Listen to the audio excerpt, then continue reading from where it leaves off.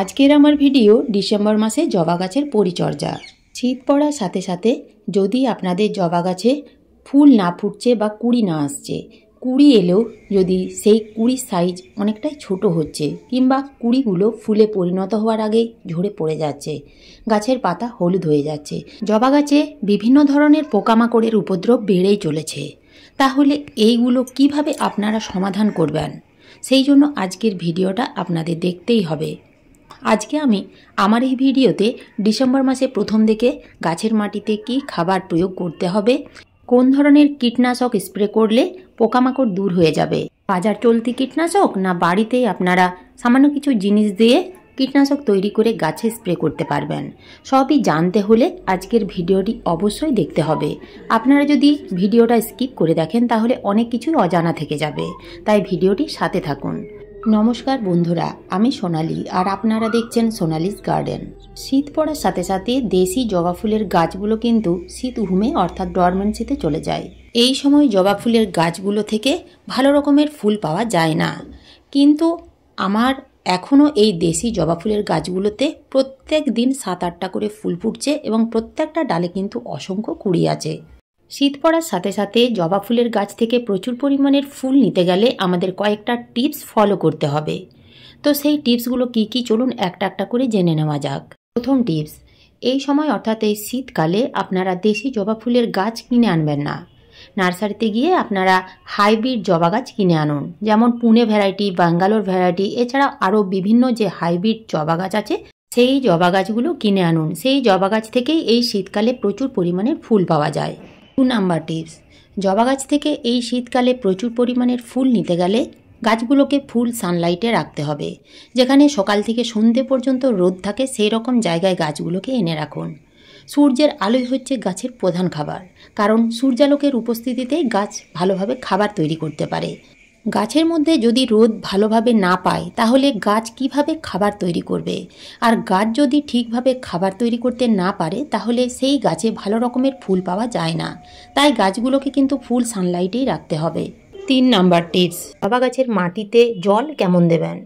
জল যদি আপনারা ঠিক মতো দিতে না পারেন তাহলে সেই জবা গাছ থেকে আপনারা কিন্তু ফুল পাবেন না এবং গাছে পোকামাকড়ের উপদ্রব বাড়তে থাকবে, গাছে বিভিন্ন ধরনের সমস্যা দেখা দেবে।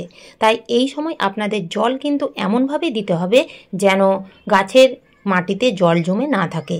জবা গাছের অধিকাংশ সমস্যা এই জল থেকেই হয়। জবা গাছের মাটিতে যদি জল থাকতে থাকতে অনেক বেশি জল দিয়ে দেওয়া হয় তাহলে জবা গাছের শিকড়ে ফাঙ্গাস লাগতে শুরু করবে, যার ফলে পুরো গাছ কিন্তু নষ্ট হয়ে যাবে। আপনারা এই শীতে যখনই গাছের মাটিতে জল দেবেন অতি অবশ্যই চেক করে জল দেবেন, কারণ এই সময় সূর্যের তাপ খুব বেশি থাকে না। মাটি যদি এই রকম স্যাঁতস্যাঁতে ভিজে ভিজে থাকে তাহলে কিন্তু জল দেবেন না। যখন দেখবেন উপরের মাটি ভালোভাবে শুকিয়ে গেছে তখন আপনারা জল দেবেন। গাছের মাটিতে জল থাকতে থাকতে জল দিলে গাছের পাতা হলুদ হয়ে ঝরে যাবে, কুড়ি এলেও সেই কুড়ি ঝরে যাবে এবং কুড়ির মধ্যে বিভিন্ন ধরনের পোকামাকড়ের উপদ্রব বাড়তে থাকবে। 4 নাম্বার টিপস হচ্ছে জবা গাছের মাটিতে ডিসেম্বর মাসে আপনারা কি খাবার প্রয়োগ করবেন? যে খাবার প্রয়োগ করলে আপনারা আপনাদের জবা গাছে এইরকম গাছ ভরা কুড়ি আনতে পারবেন। প্রথমেই দেখে নিন যে সকল জবা গাছের গ্রোথ একেবারে থেমে গেছে, কুড়ি আসছে না কিংবা গাছের পাতা একেবারে নেই বললেই চলে, তো সেই সকল জবা গাছের মাটিতে আপনারা কি খাবার প্রয়োগ করবেন? তো খাবার দেওয়ার আগে গাছের মাটির উপরিভাগ আলগা একটু এইভাবে খুশে নিতে হবে, তারপরে আমরা গাছের মাটিতে খাবার প্রয়োগ করব। তো প্রথমেই আমরা যে খাবার প্রয়োগ করব তা হলো 1 চামচ হাড় গুঁড়ো। হাড় গুঁড়োর মধ্যে থাকে প্রচুর পরিমাণের ফসফরাস এবং ক্যালসিয়াম। ফসফরাসের প্রধান কাজ হচ্ছে গাছের শিকড় ছাড়তে এবং শিকড় মজবুত করে তুলতে সাহায্য করে। শিকড়ের বৃদ্ধির সাথে সাথে গাছের মূল কাণ্ডকে শক্তিশালী করে তোলে। এরপরে দিতে হবে 1 চামচ সর্ষের গুঁড়ো খোল। সর্ষের গুঁড়ো খোলের মধ্যে থাকে nitrogen, magnesium, potassium, zinc, sulphur, manganese, iron, calcium সহ বিভিন্ন অনুখাদ্য, যা গাছের মাটিতে দিলে নতুন নতুন শাখা পোশাখা বিস্তারের সাথে সাথে প্রচুর পরিমাণে ফুল ফোটাতে এবং কুড়ি ঝরার হাত থেকে রক্ষা করে। এরপরে দিতে হবে 1 চামচ নিমখোল। নিমখোল যেমন একদিকে সার হিসেবে কাজ করবে, অন্যদিকে তেমনি মাটিতে থাকা বিভিন্ন ধরনের ক্ষতিকারক পোকামাকড় দূর করে দেবে। এরপরে আর একটা যে খাবার দিতে হবে তা হলো পাকা কলার খোসা গুঁড়ো। পাকা কলার খোসা আপনারা ভালো করে রোদ্রে শুকিয়ে মিক্সিতে গুঁড়ো করে নেবেন। তারপরে আপনারা গাছের মাটিতে 1 থেকে 1.5 চামচের মতো দিয়ে দেবেন। পাকা কলার মধ্যে থাকে প্রচুর পরিমাণে পটাশিয়াম, যা গাছে ফুল আনতে এবং ফুলের কালার ধরে রাখতে সাহায্য করে। সবশেষে যে খাবার আপনাদের দিতে হবে তা হলো এপসাম সল্ট, অর্থাৎ ম্যাগনেসিয়াম সালফেট। 1/2 চামচের মতো দিতে হবে এই ম্যাগনেসিয়াম সালফেট। এই ম্যাগনেসিয়াম সালফেট গাছের মাটিতে দিলে গাছের পাতা সবুজ রাখতে সাহায্য করবে এবং কুড়ি ঝরার হাত থেকে গাছগুলোকে রক্ষা করবে। এই প্রত্যেকটা খাবার আপনারা এই ডিসেম্বর মাসে প্রথম দিকে গাছের মাটিতে প্রয়োগ করুন। দেখবেন যে সকল গাছের গ্রোথ একেবারেই থেমে গেছে বা কাণ্ড একেবারে লিকলিকে কোনো রকমভাবে গাছগুলোকে শক্তিশালী করে তুলতে পারছেন না, সেই সকল গাছের মাটিতে একবার এই খাবার মাসে দিয়ে দেখুন। কিছুদিনের মধ্যেই আপনারা কিন্তু খুব ভালো একটা রেজাল্ট দেখতে পাবেন। এরপরে জেনে নেওয়া যাক যে সকল গাছে বয়স মোটামুটি 2 থেকে 3 বছর হয়ে গেছে, কুড়ি আসছে না বা ফুল ফুটছে না, সেই সকল গাছের মাটিতে আপনারা কি খাবার প্রয়োগ করবেন। প্রত্যেক মাসে জবা গাছের মাটিতে একবার করে এই মিশ্র জৈব খাবার দিয়ে যেতেই হবে, কেননা জবা গাছ হেভি ফিডার গাছ, খেতে খুব ভালোবাসে।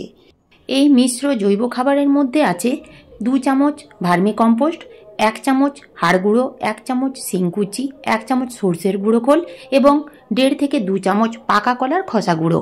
প্রত্যেকটা ভালো করে মিশিয়ে আপনারা প্রত্যেক মাসে একবার করে গাছের মাটিতে দিয়ে দেবেন। এই মিশ্র খাবার দেওয়ার পরে আর একটা তরল খাবার দিয়ে যেতে হবে। তো এই তরল খাবার আপনারা কিভাবে তৈরি করবেন।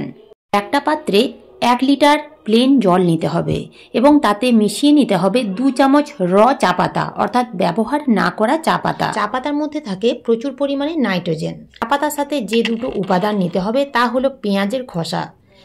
1 লিটার জলে আপনারা 5 থেকে 6টা পেঁয়াজের খোসা নেবেন। পেঁয়াজের খোসার মধ্যে থাকে potassium, phosphorus, calcium, magnesium, iron, sulphur, zinc, কপারের মতো নানান উপকারী খনিজ উপাদান, যা সহজেই গাছ গ্রহণ করতে পারে। পেঁয়াজের খোসায় যেহেতু সালফার পাওয়া যায় তাই কীটনাশক হিসেবে খুব ভালো কাজ করে। 4 থেকে 5টা নিতে হবে পাকা কলার খোসা। পাকা কলার খোসার মধ্যে থাকে প্রচুর পরিমাণে পটাশিয়াম, এছাড়াও থাকে magnesium, phosphorus, calcium, sodium, manganese, সালফারের মতো বিভিন্ন পুষ্টিগুণ, যা গাছে ফুল আনতে সাহায্য করে এবং ফুলের আকার বড় রাখতে বা ফুলের সংখ্যা বৃদ্ধিতেও সাহায্য করে। চা পাতার সাথে এই দুটো উপাদান দিলেই যথেষ্ট। জলের সাথে এই দুটো উপাদান আপনারা ভালো করে দিয়ে 4 থেকে 5 দিনের জন্য রেখে দেবেন এবং 4 থেকে 5 দিন পরে দেখবেন জলের কালার ঠিক এই রকম হয়ে যাবে। এই খাবার আপনারা ডাইরেক্ট গাছের মাটিতে দেবেন না, তাতে কিন্তু গাছের ক্ষতি হতে পারে। তাই আপনারা 50% প্লেন জল মিশিয়ে গাছের মাটিতে দেবেন। আপনারা এখানে দেখতেই পেলেন আমি যতটা পরিমাণ এই তরল খাবার নিয়েছি ঠিক সমপরিমাণ প্লেন জল মিশিয়ে নিয়েছি এবং 10 ইঞ্চি টবের জন্য মোটামুটি 200 ml দিলেই যথেষ্ট। এই খাবার আপনারা মাসে 2 বার ব্যবহার করবেন, তার বেশি দেওয়ার কোনো প্রয়োজন নেই। জবা গাছের মাটিতে শুধু খাবার প্রয়োগ করলেই যে সেই গাছ থেকে ভালো রকমের ফুল পাওয়া যাবে বা গাছের পাতা সবুজ থাকবে তা কিন্তু নয়। গাছে যদি পোকামাকড়ের আক্রমণ হয় তাহলে কুড়ি এলেও সেই কুড়িগুলো ঝরে যাবে, গাছের গ্রোথ একেবারেই থেমে যাবে। জবা গাছে 2টো পোকা বেশি অ্যাটাক করে, জাপ পোকা এবং মিলিবাগ। কুড়ির মধ্যে আপনারা এই রকম ছোট ছোট কালো কালো পোকা দেখতে পাবেন, এগুলোকে কিন্তু জাপ পোকা বলে। এই পোকাগুলো এই জবা গাছে খুব তাড়াতাড়ি অ্যাটাক করে। নিয়ম করে আপনাদের কীটনাশক স্প্রে করতে হবে, তাতে জৈব কীটনাশক হতে পারে কিংবা রাসায়নিক কীটনাশকও হতে পারে, অথবা আপনারা বাড়িতে সামান্য কিছু উপাদান দিয়ে কীটনাশক তৈরি করে গাছে স্প্রে করতে পারেন। আপনারা গাছে রসুন ব্যবহার করতে পারেন। এক্ষেত্রে 3 থেকে 4 কোয়া রসুন এবং 2 থেকে 3টে ঝাল কাঁচা লঙ্কা খুব ভালো করে মিক্সিতে পেস্ট করে নিতে হবে। 500 ml জলে সেই পেস্ট ভালো করে ছেঁকে নিয়ে তাতে 1 চা চামচ শ্যাম্পু মিশিয়ে গাছে ভালোভাবে স্প্রে করতে হবে। এই ঘরোয়া জৈব কীটনাশক আপনারা কিন্তু মাসে 2 বার অর্থাৎ 15 দিন অন্তর গাছে স্প্রে করতে পারেন, তাতেই কিন্তু পোকামাকড় দূর হয়ে যাবে। তো ডিসেম্বর মাসের প্রথম দিকে আপনারা জবা গাছের মাটিতে এই খাবারগুলো প্রয়োগ করুন এবং এই টিপসগুলো একটু মেনে চলুন, দেখবেন আপনারাও আপনাদের জবা গাছ থেকে ঠিক এত বড় এবং ভালো পরিমাণে ফুল ফোটাতে পারবেন।